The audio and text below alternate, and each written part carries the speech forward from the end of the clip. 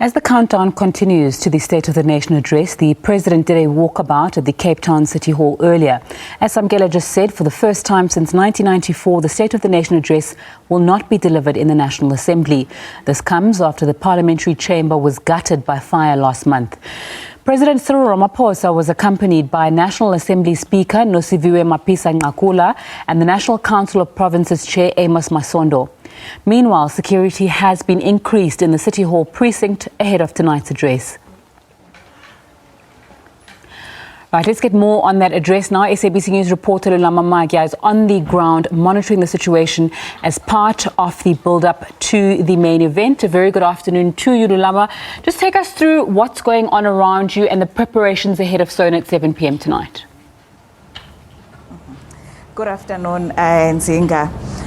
Yes, it's the first time that SONA is being held out of the parliamentary precinct due to the fire that gutted the building last month. We are here at the City Hall. It has now been declared a parliamentary precinct. All the rules of the National Assembly, the joint sitting of the National Assembly will apply, because we know that today it's a joint sitting of both houses of parliament that has been called by President Cyril Ramaphosa to address the nation, to map up a way forward on the government's program. What is it that his administration is planning to do in year 2022, and also a reflection of what has been done since he took over the reins after the election in 2019, as well as the 2018 period where he finished the previous administration. I am joined here at the studio by the Good Party MP. He's also the Secretary General of the party, Brett Herron. He was actually sworn in as a member of parliament on Tuesday. Good afternoon, Brett, and welcome. Good afternoon. Thank you so much. I guess you've been thrown in the deep end because you were sworn in on Tuesday, and now you are in charge of all the SONA activities. Well, I mean, I'm thrown in the deep end a little bit, and it's a little disorientating. But I mean, I'm an active South African, so it's not my first SONA. It's just my first SONA as a member of Parliament. Mm-hmm. And it's a great honor too. As the Good Party, what key issues that you would like the President to address this evening? So, I mean, we all know, everyone living in South Africa knows we've got multiple challenges. And sometimes it feels like we are teetering on the edge of collapse and survival. You know, we're sort of balancing and manage to survive. But we need to do more than survive. We need to make progress. And we think that there are 3 or 4 things that must be done, the foundations upon which we can build a society and a nation that makes progress. And the first is unemployment. We have to address unemployment. We cannot be the country with the skills, the capacity, the talent, the resources that we have, and be the country with the highest unemployment rate in the world. So we need jobs, jobs, jobs, and government needs to focus on those sectors of our economy that can generate the most jobs. And so that's the message we want to hear, a country that goes back to work, where people who want to work are able to find jobs. So unemployment and job creation is top of our priority list. We cannot accept 1% growth, which is projected for this year and probably for next year. It's not enough to generate the kind of job creation that we need. So we need our government to say 1% is not good enough. We need at least 3% in order to start making a dent in unemployment.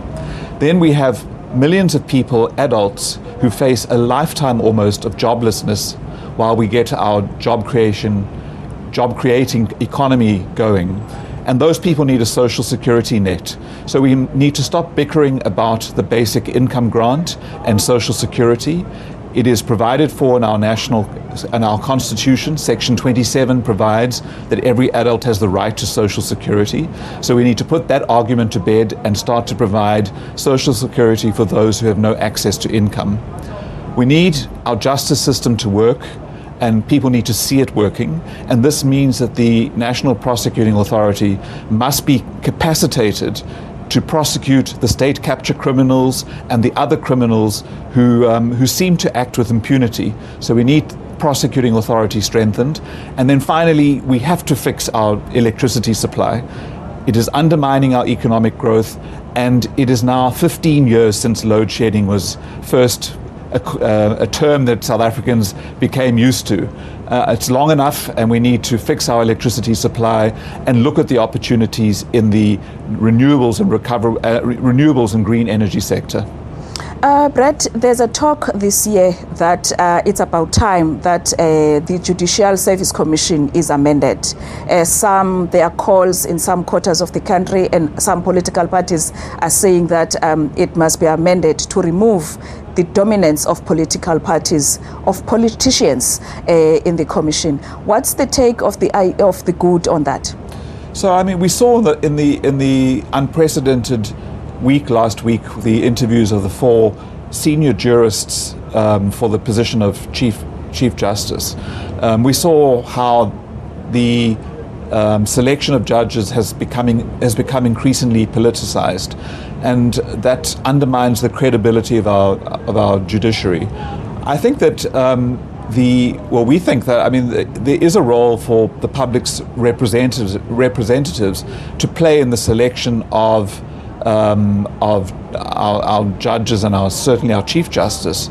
But perhaps we need to look at the rules of the JSC and how JSC commissioners are selected, and whether there are requirements that need to be met in order to participate.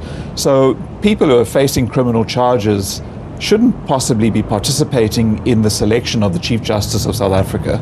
So I think that we would support the continued representation on the JSC by the people's representatives, but we need to look at the rules of that process, and possibly some requirements that need to be met before members are able to serve there, and certainly those who have a conflict of interests should not be there. If that legislation is brought before Parliament, whichever party, for instance, brings those amendments to Parliament, as the good party, are you going to support that, or it will depend on who is bringing that legislation? Because these things, they need a majority for these amendments to be done. We've seen various pieces of legislation coming to Parliament. They fall within the cracks because there is not enough majority. So obviously it depends on what the legislation says. And if the legislation is more or less in line with what I've just said, then we will support it. If it's not, we'll motivate for those amendments to protect the integrity of the judiciary, really, which is key to our success. As I just said, the justice system must work, and if the justice system loses credibility, our prospects of progress are severely curtailed. So what's in the legislation will really determine whether we support it, and if there is something in there that we don't like, we'll propose those amendments, and the outcome, the ultimate bill that's presented to Parliament, will determine whether we support it or not. Okay, talking about credibility, the party leader Patricia de Lille is the Minister of Public Works and Infrastructure. There are some people, Brett, who think that once an opposition party becomes part of government, they lose credibility. Voters tend to move away from that party. If I can make an example, Azapo was part of government. They're not even represented in Parliament now. The FF Plus, when the former leader, Dr. Peter Mulder, was part of government, they were not getting enough votes as they are doing now, now that they are not part of government. Also, the NFP, the late Zanele Kamakwaza Msibi, when she was part of government, the NFP performed badly, but if you're considering the last election, they did very well. As the good party, are you concerned maybe about those, if it's a perception or a reality, are you concerned about those that the fact that the minister is part of government might hurt the good party when it comes to election? So, I mean, our party leader was asked to serve in the cabinet by the president. And that was a request from the president to our leader. There's no relationship between Good and the ANC.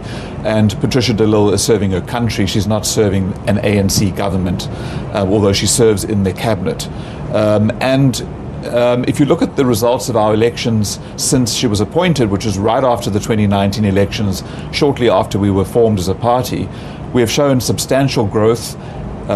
With her as a leader and a member of the cabinet, we managed to win wards off the DA in George, and in every by-election, and even in these last local government elections, we've shown growth. So there's no indication that the voters are confusing those roles. But obviously the opposition parties try and conflate the roles and suggest that there's an arrangement or a relationship between Good and the ANC. We regard ourselves as a constructive opposition party, so we will oppose things that we feel are not in the interest of South Africans, but we're not bound by any agreement with the ANC not to criticize them and not to contest elections against them. Thank you very much for your time. Thank you. That was the MP for Good Party, Brett Herron.